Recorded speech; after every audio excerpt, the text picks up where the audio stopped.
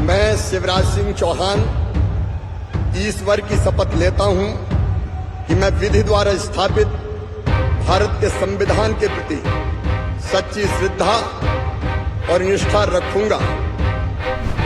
मध्य प्रदेश के पूर्व मुख्यमंत्री शिवराज सिंह चौहान ने मोदी सरकार 3.0 के कैबिनेट मंत्री के तौर पर शपथ ले ली है। उन्होंने राष्ट्रपति भवन में आयोजित कार्यक्रम में पद और गोपनीयता की शपथ ली है। शिवराज सिंह को लेकर लंबे समय से कयास लगाए भी जा रहे थे कि वो केंद्र की राजनीति में आ सकते हैं।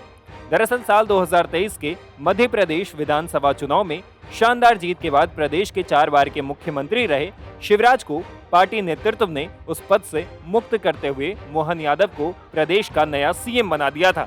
इसके बाद से ही कयास लगाए जाने लगे थे कि शिवराज अब केंद्र की राजनीति करते दिखेंगे। लोकसभा चुनाव में उनके टिकट की घोषणा के बाद इन कयासों को और बल मिला।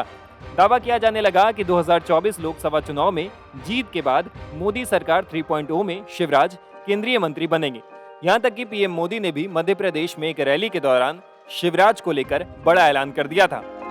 हमारे भाई शिवराज जी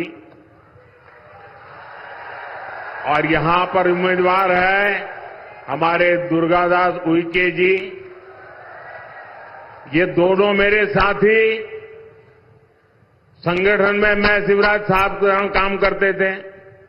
वे मुख्यमंत्री थे, मैं भी मुख्यमंत्री था, हम साथ काम करते थे। वो पार्लियामेंट में गए थे तब मैं महामंत्री के नाते साथ में काम करते थे।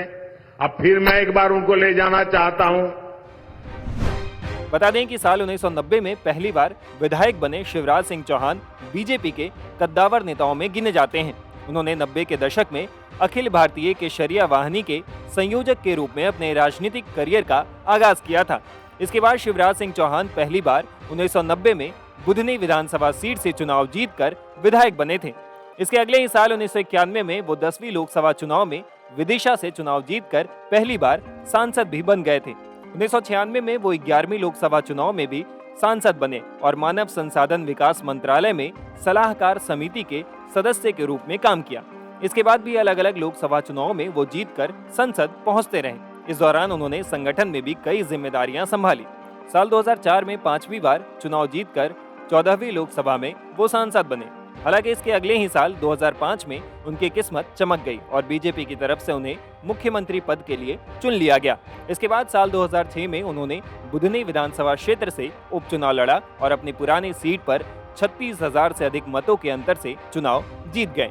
प्रदेश की राजनीति में उठापटक के बीच 23 मार्च 2020 को उन्होंने चौथी बार मुख्यमंत्री के रूप में शपथ ली।